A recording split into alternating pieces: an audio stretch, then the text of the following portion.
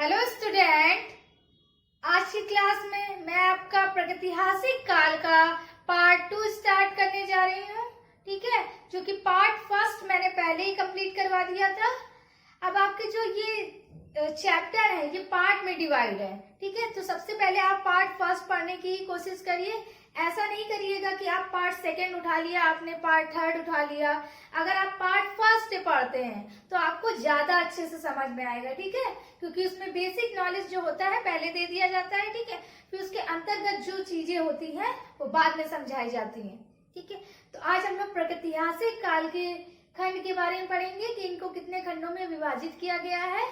ठीक है, तो इसी के विषय में सबसे ज्यादा पहले हम प्रागैतिहासिक काल के थोड़ा सा विषय में जान लें कि प्रागैतिहासिक काल क्या है, इसमें क्या हुआ है। ठीक है, अगर हम प्रागैतिहासिक काल की बात करें तो चित्रकला का इतिहास उतना ही पुराना है जितना कि मनुष्य का इतिहास। ठीक है, जितना आपका चित्रकला का इतिहास पुराना रहेगा उतना ही मनुष्य का इतिहास।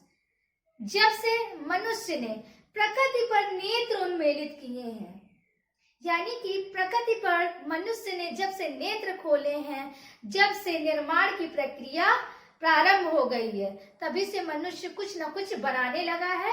और जो निर्माण की प्रक्रिया है वो प्राचीन काल से लेकर आधुनिक काल तक चलती आई है। मनुष्य कोई न कोई चीजों का आविष्कार करता रहा है। जो प्राचीन मानव था वो पत्थरों के द्वारा, लकड़ी के माध्यम से और काफी सारी इसके पास जो चीजें रहती थी प्रकृति से जो वो पा सकता था उनके द्वारा चीजें बनाता था। परंतु जो आधुनिक मानव है आज के युग में तो काफी सारी फैसिलिटीज आ गई हैं, तो मनुष्य उसका भी यूज करने लगा है।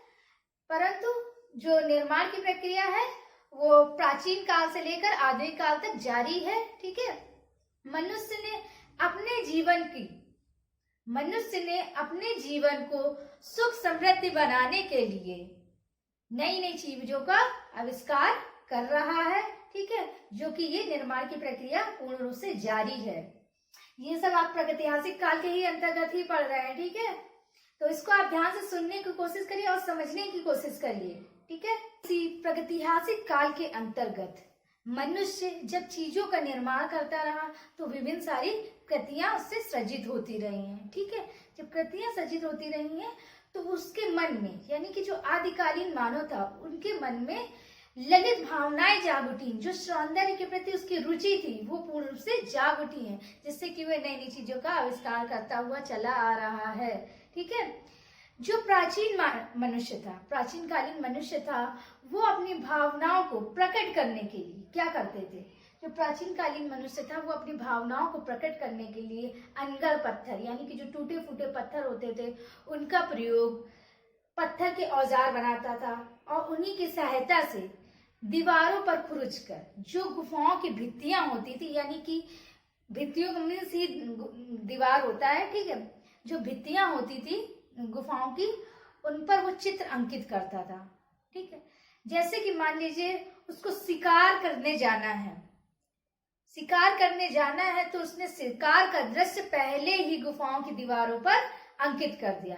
इससे उसको याद भी रहता था कि उसको शिकार करने जाना है। ठीक है, तो ये आदिकालीन मनुष्य की प्रमुख विशेषता रही है कि वो अपनी बातों को याद रखने के लिए गुफाओं की भित्तियों पर चित्र अंकित करता था। ठीक है, इसके द्वारा उसको वो चीज याद रहती थी। और ये जो चित्र थे ये कर्षण विधि के द्वारा अंकित किए जाते थे।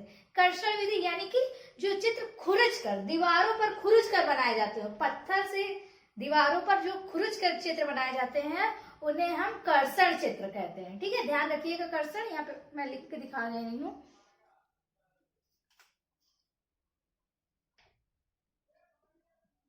ये है आपके कर्षण चित्र ये।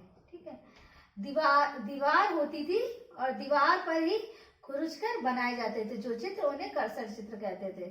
ठीक है, जो चित्र आपके दीवारों पर खुरच के बनाए जाते थे उनको कर्षण चित्र कहा जाता है। ध्यान दीजिएगा इस बात को।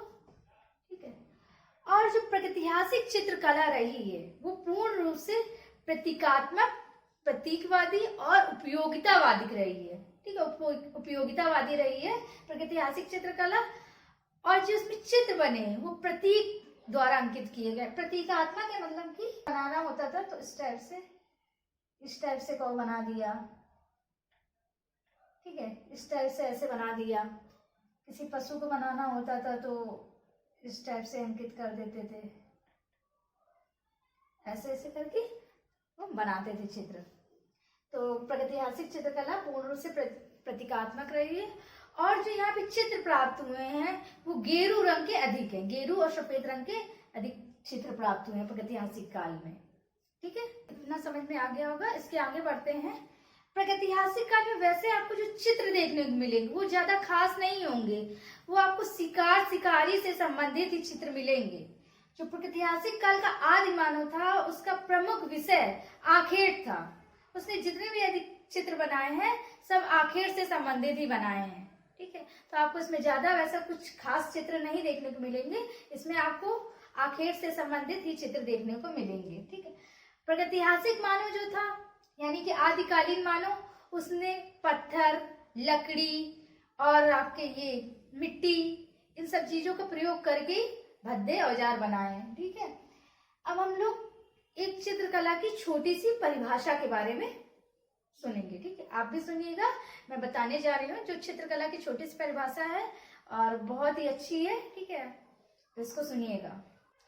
किसी समतल धरातल, कोई समतल धरातल ले लीजिए एकदम फ्लैट। ठीक है, सुन लीजिएगा बस ध्यान से। किसी समतल धरातल जैसे भित्ति, काष्ठ फलक, भित्ति मीन्स दीवार, काष्ठ फलक यानी कि लकड़ी का टुकड़ा। ठीक है, किसी समतल धरातल, भित्ति, काष्ठ फलक पर रेखाओं तथा रंगों के द्वारा लंबाई, चौड़ाई, ऊंचाई, गोलाई आदि अंकित कर रूप प्रदान करना, रूप का या फिर आभास कराना ही चित्रकला है। ठीक है, तो ये एक चित्रकला की छोटी सी परिभाषा थी जिसको आप अच्छे से पढ़ भी सकते हैं और आप लिख भी सकते हैं। ठीक है, तो ये एग्जाम पेपर में लिखने का बहुत बेनिफिट होता है, उसके आपको अच्छा इफेक्ट पड़ता है। ठीक है, तो उस डेफिनेशन को आप नोट भी कर सकते हैं। अब हम लोग पढ़ने जा रहे हैं प्रागैतिहासिक काल के जो खंड है क्या है। ठीक है, चलिए इसको भी स्टार्ट करते हैं पढ़ना।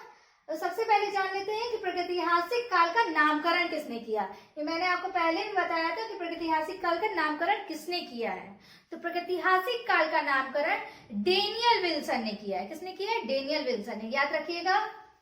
अब आता है अध्ययन के आधार पर प्रागैतिहासिक काल को सर्वप्रथम लुबाक महोदय ने 1863 ईस्वी को 3 भागों में विभाजित किया है। ठीक है, 1863 ईस्वी में 3 भागों में विभाजित किया है। किसने? लुबाक महोदय ने। प्रागैतिहासिक काल मैं अंडरलाइन कर दे रही हूँ, आप नोट कर लीजिएगा। ठीक है, ये डेनियल विल्सन है आपके। 3 भागों में विभाजित किया गया है। कौन कौन से हैं वो?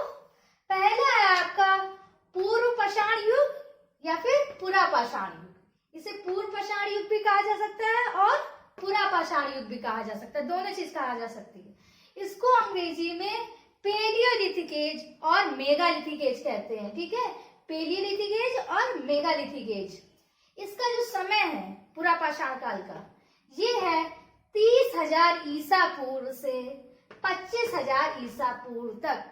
ठीक है, ईसा पूर्व और ईस्वी में फर्क होता है। ठीक है, तो ये ईसा पूर्व है। ठीक है, 30,000 ईसा पूर्व से 25,000 ईसा पूर्व तक समय रहा है।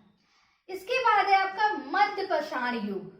मध्य पाषाण युग को मेसोलिथिक एज कहते हैं। ठीक है, मेसोलिथिक एज कहेंगे। इसका समय है 25,000 ईसा पूर्व से 10,000 ईसा पूर्व तक। ठीक है, 25,000 ईसा पूर्व से 10,000 ईसा पूर्व तक मध्य पाषाण काल का समय रहा है। अब आता है आपका उत्तर पाषाण युग। इसका समय है 10,000 से 3,000 ईसा पूर्व तक। और जो उत्तर पाषाण है इसको नवपाषाण युग भी कहा गया है, नवपाषाण युग भी कह सकते हैं, और इसको अंग्रेजी भाषा में नियोलिथिक एज कहेंगे। ठीक है, उत्तर पाषाण काल को नियोलिथिक एज कहेंगे। इसका समय है 10,000 से 3,000 ईसा पूर्व तक। किसी किसी बुक में आपको 5,000 ईसा पूर्व तक भी मिलेगा। ठीक है, तो ये तो मतभेद ही रहता है वैसे तो ये थे आपके 3 भाग जो कि प्रागैतिहासिक काल को बांटा गया है 3 भागों में। ठीक है, ये आप अच्छे से पढ़ लीजिएगा। सबसे पहले क्या था, आपको इतिहास को 3 भागों में बांटा गया था, फिर पाषाण काल को बांटा गया था वैश्विक उसके आधार पर, ठीक है, 3 भागों। फिर आपका प्रागैतिहासिक काल को 3 भागों में बांटा गया। अब इसकी नेक्स्ट वाली क्लास में हम लोग पूर्व पाषाण युग के बारे में पढ़ेंगे, ठीक है जी। आपका थोड़ा सा लेंदी हो जाएगा पूर्व पाषाण युग, ठीक है, तो हम लोग इसको नेक्स्ट वाली क्लास पढ़ेंगे। तो थोड़ा सा आराम से पढ़ते चल रहे, वरना एक साथ चीजें मिक्स हो जाएंगी तो आपको भी नहीं समझ में आएगा कि इसमें क्या है, ठीक है। तो एक एक करके पढ़ेंगे। सबसे पहले हम लोग पूर्व पाषाण युग के बारे में पढ़ेंगे, ठीक है। तो ये नेक्स्ट वाली क्लास में पढ़ते हैं। Thank you student.